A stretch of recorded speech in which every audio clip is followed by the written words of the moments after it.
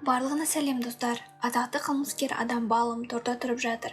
Бірақ бұл оның қыруар ақша табуына және полицияға, түрмеге тіпті үкіметке желілертіп жіберген мафияға толық бақылау жасауына кедергі келтірмейді. Мұндай жағдайда ол осал емес. Бірақ іске Джек Стоун араласады. Ол әйелінің өлімі үшін адамгершілікке жатпайтын адаммен зұлматтан кек алу үшін барлығын жасауға дайын. Күзетші тұтқындарды қорқытуға және мүлтіксіз бағынуға арналған бүкіл денесі бойынша өткізбейтін маскасы және қорғаныш пластинкалары бар толық қара костюмге жүгінеді.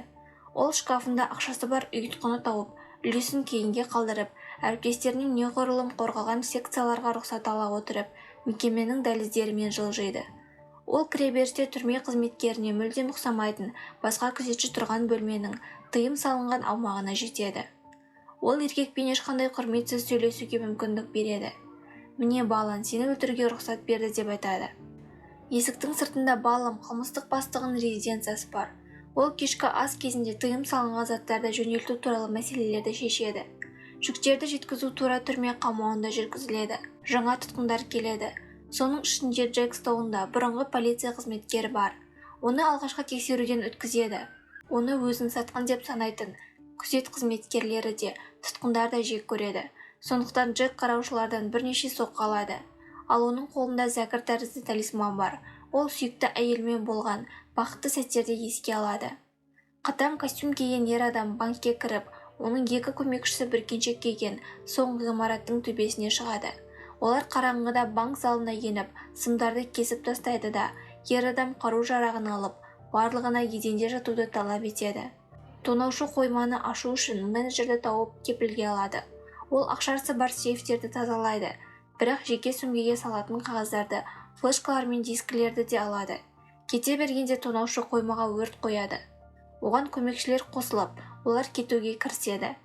Бірақ оларды көшеде осы жағдайда оқ жаудыратын орыстар тобы қарсы алып жатыр.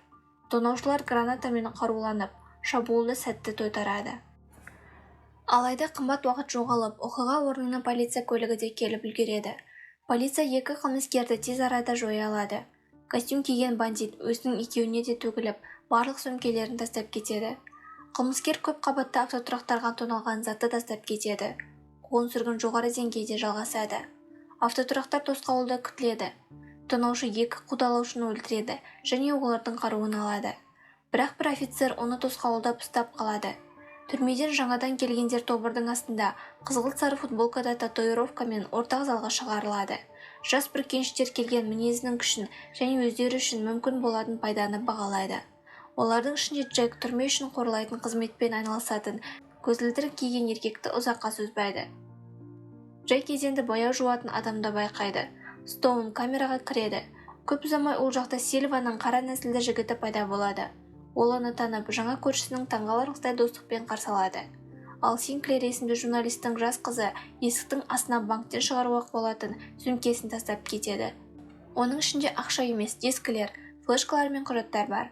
Тұтқындардың бірі Семен өзінің қыңыр достарымен жаңа келгендерге түрме ішіндегі шатыр үшін ақша төлеуді ұсынады. Олар бас тартқан үшін ол ерлердің бірін өлтіреді. Келесі кезекте Стоун. Кейіпкер түрме заңдарының қалай қалыптасқанын жақсы біледі. Төбелесте еден жуушы адам оған көмектеседі. Балым жинаушы Стоунмен көзбе-көз сөйлескісі келеді және тұтқынды арнайы үй-жайға шығарады. Бірақ мафиоздар тәуекелге бармайды және батырмен тек рация арқылы сөйлеседі. Ол өз бекінісінен істерді өте жақсы басқарады.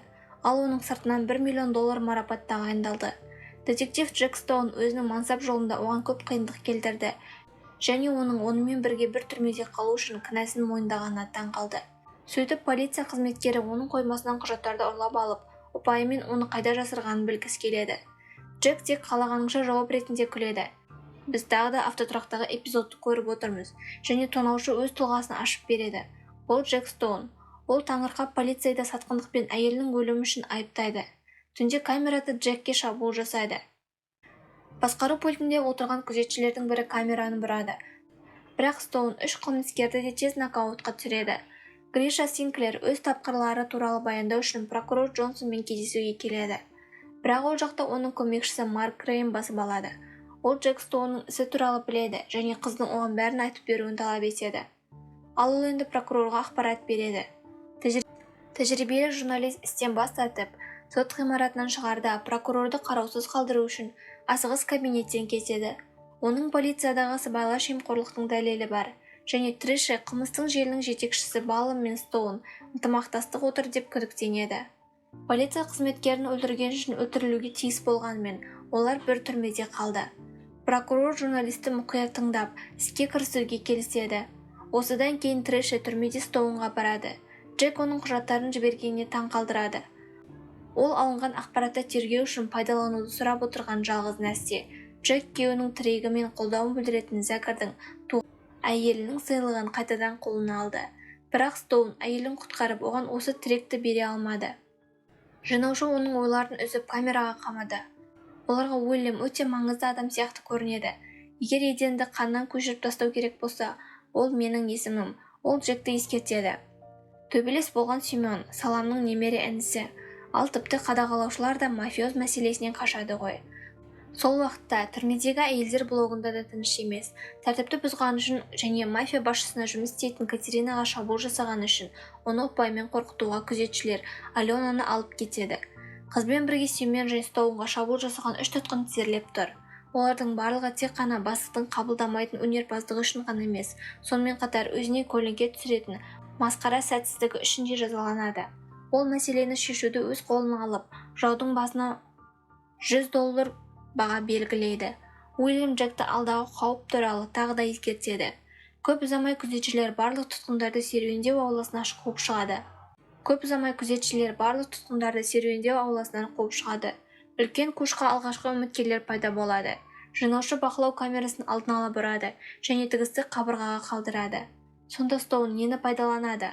Уильямның өзі сырт қалмайды. Кейіпкердің төбелестен аман-есен шығуына тағы да көмектеседі. Ал прокурор Джонсон лас істерге араласқан көрінеді. Ол журналистің мафия қылмысының дәлелін алғанын тікелей оған баяндайды. Мафия бастығының айтуынша Стоун да күннің соңына дейін өмір сүре алмайды. Трэши өзінің машинасына зиян келтірмей жете алады, бірақ ол қауіпті авантюраға іліккенін сезінеді. Ал енді Джекке күзетшілер де шабуыл жасап жатыр. Олар жалақы бонусын алуға, оның кір жуатын бөлмеде 3 рет қарауға қарсы емес. Бірақ сөмкелер шабуылшының өздеріне қарсы айналады. Ал керек жарақтар бұрынғы полицияның нүктелі соққыларынан қорғауға көмектеспейді. Шығу жолында оны тұтқындар қатарынан тағы 9 адам күтеді. Бірақ Стоун олардың әрқайсысын сөзбен қорқыта алады.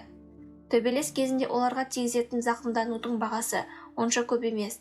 Үйіне қайтып оралған соң мазасыз Синклер онымен бірге тұратын досы Элисоннан қорқады. Ол оған полицейлердің, шенеуніктің және тұтқындардың есімдері бар нарко желісін ашқанын айтады. Ал Джек Стоун керісінше мафиозға кедергі келтіргісі келеді. Осы кезде Алена Баумның бұйрығы бойынша Катеринадан кешірім сұрауға келеді. Бірақ бұл жолы қыз қарсыласына оны кесуге мүмкіндік беріп, госпитальға барады. Ол дәрігерлерді алдап папкадан жапсырманы ұрлайды. Дәрігерлер кеткеннен кейін қылмыскер кісендерін шешіп, шкафтан дәрі-дәрмек ұрлайды. Ол бақылау камераларынан жасырынып, дәлізге шығып, қосалқы бөлмеге кіріп шығады. Онда оны шелекке тығылған желеткіш шахтасының кілті күтеді.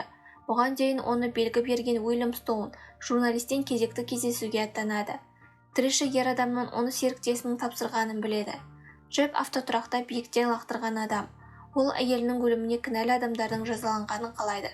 Ал Лена өз кезегінде шахтаға барып, түрменің картасын маркерлермен суреттейді. Ол қайтып оралады да, Уильям оны қашып бара жатқанда ұстап алатын медбикені мазалайды. Стоун тазалаушы қашан жасырын жұмыс істейтінін білуге тырысады. Уильям Балломның жемқорлық желісін тергеп жатқан ФБР агенті. Түрмелерде ол 6 айдан бері агенттің балансты шешуге кедергі келтірмейтінін білу керек. Бірақ олардың диалогын кезекті полиция аңшылары тоқтатады. Уильям жаңа досын жауып, бұл мекемедегі жалғыз агент емес екенін және жинаушы белгі бергенде Джек дайын болуға тиіс екенін айтады. Уильямға түрме директоры есеп береді. Ол неге төбелеске кіріп кеткенін сұрайды. Енді ол жұмыскерді жарақаттап кетті. Директордың да жемқорлығы бар. Ол тазалаушыны бастықтың асығыстарынан қорғау үшін $10,000 қалайды. Журналист прокурормен кездесуге қайтадан келеді. Бірақ онда оны тағы да барлық жерде көмекші Крейн күтеді. Ол қыздың ФБРдағы білгенінің бәрін хабарлауын талап етеді. Оған кездесуге қыздың келгені туралы баяндалады. Оған өз уақытын бөлген жөн. Аленның күзетшілерінің қоршауында босқын өз қонысын тастап, дәрі-дәрмектерді қолданып, кезекті ауруды елестетеді. оны қайтадан медициналық пунктке жатқызады. Уильяммен бірге күзетшілерге шабуыл жасап, қосалқы бөлмеде қандай да бір қоспа жасайды. Балам Анниктің артынан Алесияны қызын көреді. Ол әкесін көптен бері көрмеген. Оның отанын қорғап, ерлікпен қаза тапқанын айтылды. Біреулер оған құпия құжаттарды жіберді. Енді әкесінің адам саудасы, кісі өлтіру және тыйым салынған заттардың айналымы үшін айыпталғанына қатты ренжиді. Уильям дайындалған қоспаны пайдаланады. Одан күзетшілер ессіз құлайды. Ол есікті басқару пультінің артына отырады, ал Алина бақылау камераларына кіреді. Балам қызының бетіне жалған деп жазылған. Ол оған сенбейді де, әкесі деп есептеуден бас тартады. Енді қауіп төніп тұрған туралы қызына ескертеді. Мафия басшысы өз блогына қайта оралып, оны басып алуға Уилл дайындалды. Алена мен олар Стоунды шығарып, карцердің есігін бекітеді. Джек күзетшіні кеседі де оның киімін киеді. Агенттердің нұсқауымен түрмедегі лабиринт бойынша қозғалысты бастайды. Бірақ Аленаның есігінің астында кілт іштей ұмытқан күзетші бар. Директор осы сахнадан өтіп, есікті өз кілтімен іріктеп алады. Миссия бұзылды, бірақ Стоун әлі де баланстан алыс емес. Сонда Джек түрменің барлық есігін ашуды сынады. Тұтқындар еркіндіктің иісін сезініп бүлікті бастайды. Балан мен күзетшілерге шабуыл жасайды да, тобырдың ішіне қарай жүгіреді. Стоунмен бірге олар бір-бірін іздеп бүліктің хаустығына тап болады. Ал Лена Казиринаның айқайын естіп, бастықтың ауруханасымен есеп айырысу үшін ас үйге барады.